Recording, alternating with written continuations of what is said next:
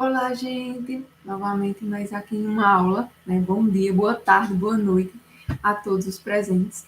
Então, né, para finalizar o ciclo, né, dessa sequência de aulas sobre os alcenos, trouxe para vocês as resoluções de exercícios que a gente fez ao longo dessas aulas, né?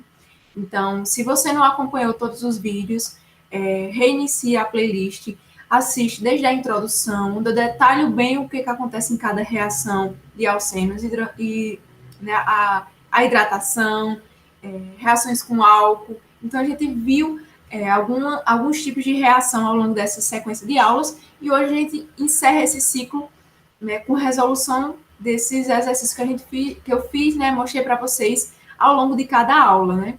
Então, é mais para mostrar o gabarito e vocês conferirem se fizeram de forma correta.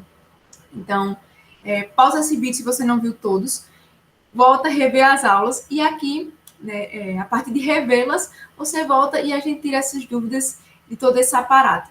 Então, vamos lá.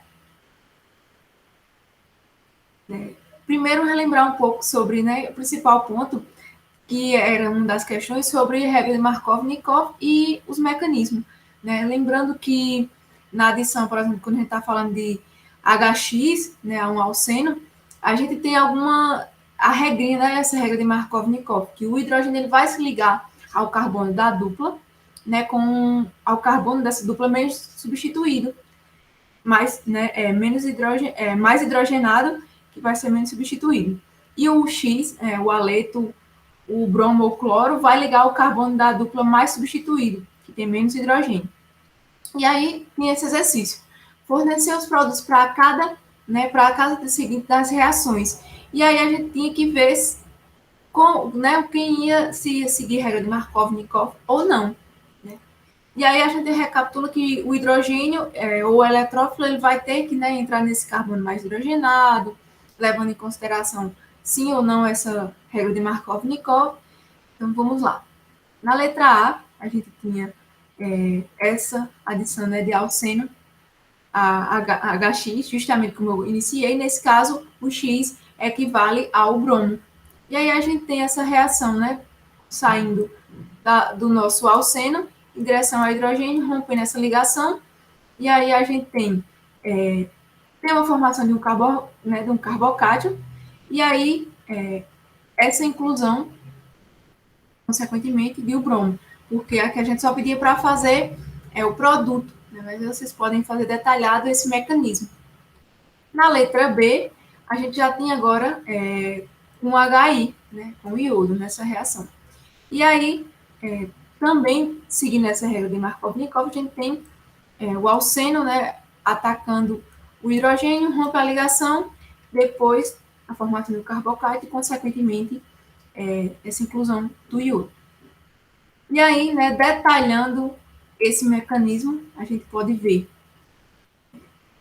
essa primeira adição, a formação de um carbocário terciário, e relembrando a respeito de estabilidade dos carbocátios, o terciário ele é mais estável diante ao secundário e mais estável o secundário do que o primário.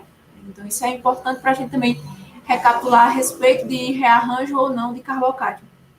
E aí a gente tem, né, a presença desse carbocátio estável, que é um carbocátio terciário.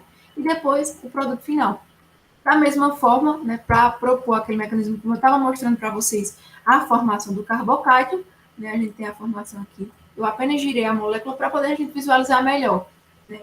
Tem esse rompimento da ligação pi, formação do carbocátio terciário, que é o mais estável, e aí a inclusão, né, entrada do iodo, formando, então, nosso produto. E aí a gente tem essa hidrogenação. E também, né, eu falei um pouco sobre rearranjo de carbocátio, essa é uma situação no qual, né, a gente vai ter que explicar de alguma forma como é que tem esses dois produtos. E aí a gente vê o alceno, né, com essa inclusão de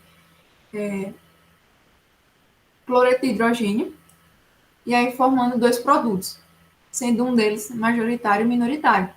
Vocês pensem comigo qual seria o minoritário e o majoritário.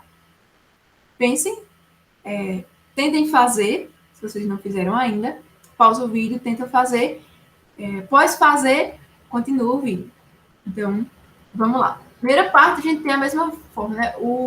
A ligação π do alceno atacando o hidrogênio, onde tem um rompimento da ligação sigma, né? Esse hidrogênio e cloro, e aí o cloro ele fica livre. E depois disso, a gente tem duas situações, onde nessa primeira situação a gente observa o carbocátion nesse lugar, né? E aí a gente tem, depois que teve a formação do carbocátion, a gente tem a inclusão do cloro aqui. Eu apenas girei a molécula só para a gente visualizar melhor. E aí, na segunda situação, a gente tem uma forma que o carbocátion mudou de lugar, né? A gente consegue observar que a gente tem um carbocátion secundário, e aí teve a possibilidade de rearranjar, ele vai rearranjar para poder ficar mais estável. A exemplo aqui de formar um carbocátion terciário. E aí a gente tem novamente essa inclusão do cloro nesse ponto. E aí a gente tem o produto final. Qual é o majoritário e qual é o minoritário? A gente tem essa migração, né, de um metaneto, e aí essa migração de uma metila, pode ser, a gente viu também que tinha migração de hidreto, e aí a gente tem uma migração dessa metila, formando. Então, quando não tem essa migração e a reação ocorre normalmente, como a gente é acostumado a ver, ela vai ter a formação do 3-cloro 2,2 de metilbutano, né, que ele não sofreu esse rearranjo. É um carbocátion sem esse rearranjo.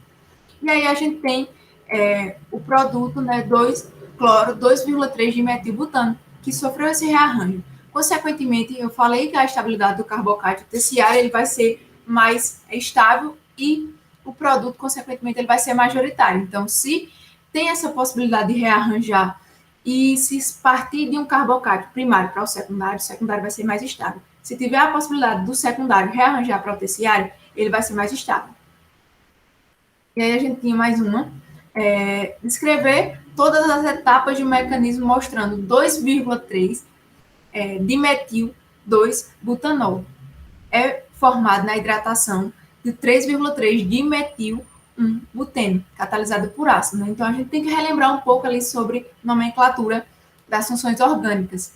E aí a gente está falando do hidrocarboneto e ele foi formado, né, tem um álcool, e foi catalisado por um ácido. Ele não diz qual é o ácido, então vamos lá.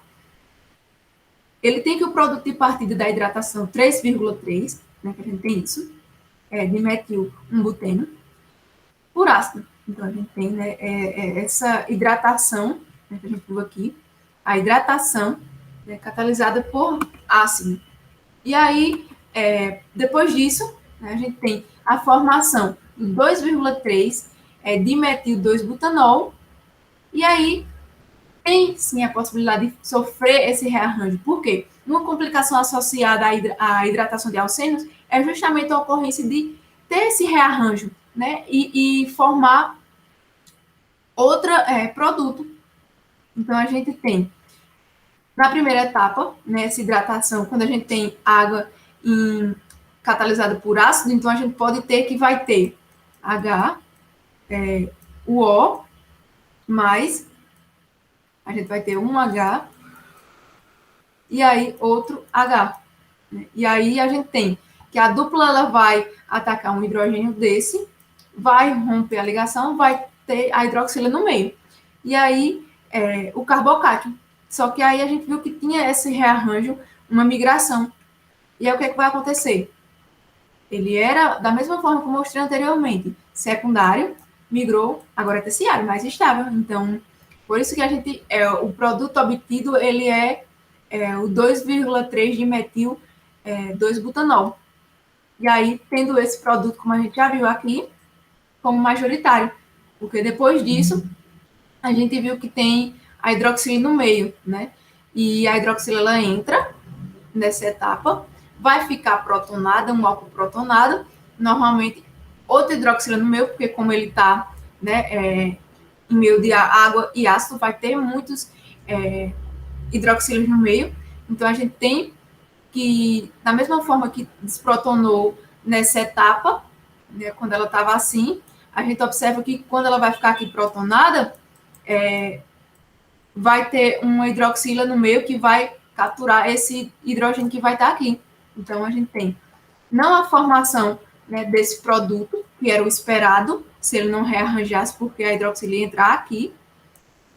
Consequentemente, ocorreu essa reação, né, essa migração de 1,2 de metila, e aí teve como produto majoritário o 2,3 de metil 2-butanol. Então, para finalizar, a gente tem um pouco mais sobre a respeito, né, para mostrar os produtos obtidos de acordo com a hidratação, halogenação na presença de água e na ausência de água. Só que aí, além de mostrar o produto final, essa questão solicitava que fizesse um mecanismo, porque aí o mecanismo a gente tem que estar sempre refazendo, sempre refazendo. Então, vamos lá. Na letra A, né, com essa hidratação catalisada por ácido, que a gente acabou de fazer passo a passo, então a gente tem, nessa primeira etapa, né, a quebra da ligação dupla do alcênio, e aí a gente tem no meio aqui ela protonada, como eu já mostrei para vocês, e aí a formação do carbocátio. Depois disso, a inclusão, né, da água protonada, do álcool protonado, perdão, a hidroxila que está no meio abstrai um próton do hidrogênio, formando os pares livres do oxigênio, e então o nosso álcool e mais essa água protonada no meio. O catalisador ele vai ser restaurado. Então, na letra B, a gente já tinha a respeito, né, dessa halogenação catalisada, perdão, na presença de água. E aí, da mesma forma, a gente tem. Lembra que quando eu falei que é quando tem moléculas de bromo molecular, o que vai acontecer? Eles são levemente polarizados, né? Uma parte ele vai ficar parcialmente positivo e outra negativo, para poder ter esse ataque da dupla ligação do alcênio a um desses centros levemente polarizado. Após isso, tem essa captura de um rompimento da ligação, forma um intermediário cíclico, né? Aqui tem um ciclo mais, então a gente tem essa inclusão da água, rompendo essa ligação que ela está trastejada, a gente vai ter, né, essa formação da água protonada, e aí a gente tem, então, agora essa formação que vai nos obter um álcool na presença do bromo. E aí a gente viu, né, esse mecanismo detalhado nas outras aulas, e aí a gente tem, né, a inclusão da água, a água ficou protonada nesse álcool protonado, o meio que já tinha água, ele abstrai novamente esse próton e deixa o álcool estável, como a gente esperava. Só que a gente observa que nesse ciclo a gente vai ter enantiômeros, então eles podem ser, né, se rearranjar espacialmente, e aí tendo um centro de quiralidade nesse ponto. E sem água. Como é que acontece esse mecanismo sem água? O bromo levemente polarizado, né, formado um intermediário cíclico também, só que, no entanto, no meio, esqueci de mostrar para vocês, aqui a gente também tem, como outra molécula de bromo também está presente aqui, porque na inclusão dessa água, ela entra aqui no nosso centro, que seria nosso ponto de carbocátio, e não entra, então, o Br-, porque a gente viu um pouco sobre nucleófilo e sabe que a água é um nucleófilo muito forte, né, em relação ao Br-, e a água ela vai entrar com prioridade. E aí, voltando, né, foi levemente polarizado, formou, então, né, o nosso intermediário cíclico, a inclusão agora do bromo, né, já que ele está no meio, está sem água, e aí ele entra, né, formando esse composto.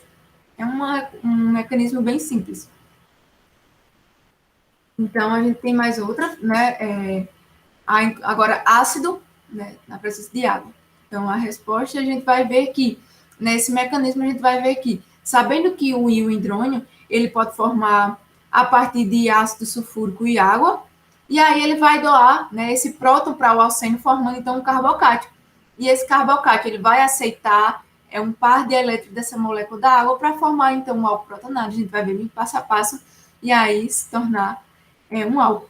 Então, nesse mecanismo, a gente tem O alceno, a gente sabe que ele é simétrico, então, consequentemente, em ambos os lados, o produto final seria o mesmo. Então, vamos lá. A água protonada, né, esse formação do carbocátion, né, essa entrada da água, e aí essa reação ela é reversível, por isso que está com essa seta.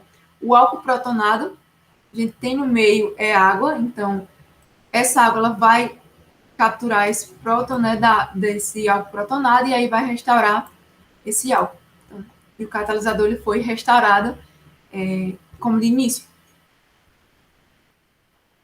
E aí, para descrever essas etapas, mostrando o que está envolvido, né, nessa reação. Então, a gente viu que pode ser a partir, né, de ácido sulfúrico diluído,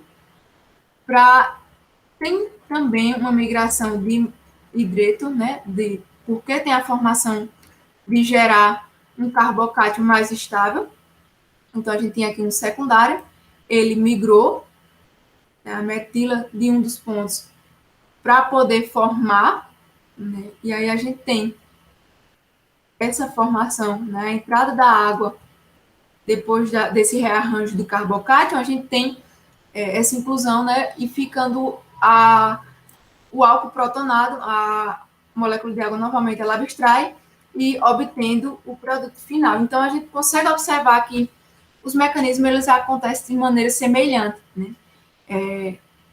Tem o rompimento da ligação pi do alceno, o ataque do nucleófilo, né, a esse carbocátion, e aí, havendo a possibilidade de acontecer esse rearranjo, o metano, né, essa metila, ela vai se rearranjar, né, ao longo da nossa estrutura, e isso vai gerar até mesmo outro produto do que aquele esperado. Então, as reações orgânicas, elas acontecem muito dessa forma, de forma a rearranjar, a ser comumente iguais, né? A gente viu rompimento de ligação pi, formação de carbocátion, a inclusão, se tem um álcool ou uma água protonada, ela vai ter esse desprendimento para poder ficar com essa estabilidade. Após isso, a gente vê, né, a obtenção de um produto final. Então, para encerrar, né, esse assunto de alcenos, seria essas correções de exercício.